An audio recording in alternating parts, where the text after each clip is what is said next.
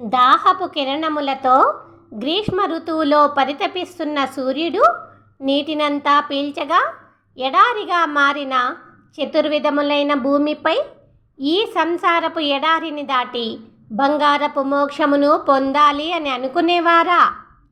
దేవలోకములో ఉన్న దేవాది దేవుడు ఆ శ్రీకృష్ణుడు ఈ భూమిపై కాలు పెట్టిన తేనెలూరు పూల తోటలున్న అందమైన తిరువేకా నగరమును సేవించండి.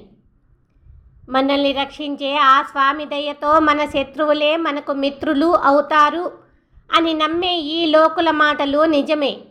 ఇంతకు ముందు అన్ని వేళలా నా ఎదుట తిరిగే పిల్లగాలి ఇంతకు ముందు నిప్పులు కురిపిస్తూ ఉండగా ఇప్పుడు అందమైన నా శ్రీకృష్ణుడి చల్లని తులసిని చుట్టుకోగానే చల్లగా మారిపోతున్నది.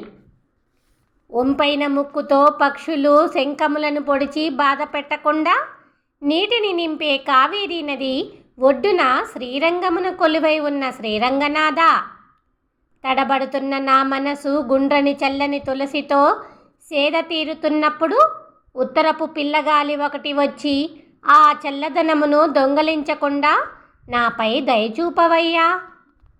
ఈ లోకములోని స్త్రీలు చెప్పగా ఒకప్పుడు దూతలుగా వెళ్ళిన హంసల్లారా, మెరిసే నీలమేఘము వంటి సర్వేశ్వరుడికి చెప్పడానికి ఎవరూ లేరు అని ఇప్పుడు మనసున్న మిమ్మల్ని అర్థిస్తున్నాను.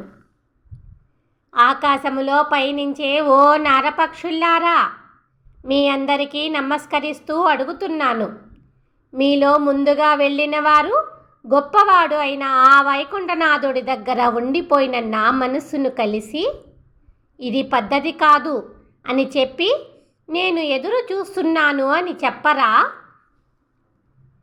దిక్కులన్నిటినీ చుట్టుముట్టే మెరుపుల ఉరుముల కాంతులతో మహిమలు నిండిన వెంకటాద్రిపై ఉన్న కొండ శిఖరముల పైపైకి చేరాలి అని అనుకుని బయలుదేరిన ఓ నిండు నీటి మేఘములారా, ఎంతోమందికి దూతలుగా వెళ్ళిన మీరైనా ఈ విధముగా చేయవచ్చా అని చెప్పి ఒప్పించరా? శరీరము నొప్పి పుట్టినట్లుగా విశాలమైన ఆకాశమంతా తిరుగుతూ నిండు నీటిని తెచ్చి ఇచ్చి ఈ లోకములోని ప్రాణులను రక్షిస్తున్నారు అనేమో. ఈ గొప్ప మేఘములకు తన శరీరపు మెరుపు కాంతులను ప్రసాదించి ఆ స్వామి అనుగ్రహించినట్లున్నాడు.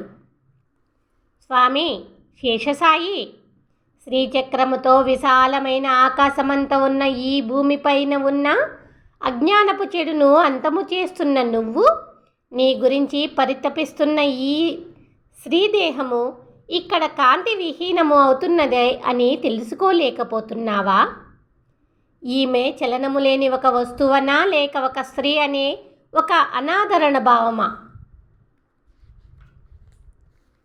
చెరుపుతాను ఈ జాతక చక్రాన్ని అని ఆ కూడిక చక్రాన్ని నీ దివ్యపాదములతో తన్నగలిగే శక్తి కలిగిన ఓ ఆశ్రిత వ్యామోహనుడా, నీ చల్లని మేనిపై ఉన్న అందమైన తులసిని ధరించాలి అని అల్లాడుతున్న మనసు కలిగిన ఈ ఆళ్వారు నాయకను చూస్తున్న నాకు ఏమి చెయ్యాలో తెలియకున్నది.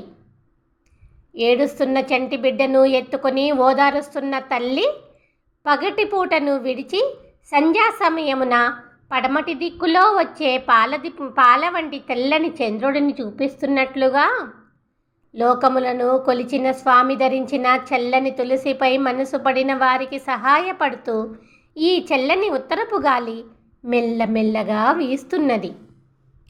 లోకమంతా వ్యాపించిన కటిక చీకటిలోని ఈ సమయము గడవక ఎన్నో యుగములై బాధ పెడుతూ ఉండగా లంకలోని ఎత్తైన మేడలను కర్కశముగా పడగొట్టిన స్వామి యొక్క చల్లని తులసిని పొందలేక విరహముతో కొట్టుకుని పోతున్న ఈమెను చూసి అయ్యో అని కనికరించండి తల్లుల్లారా.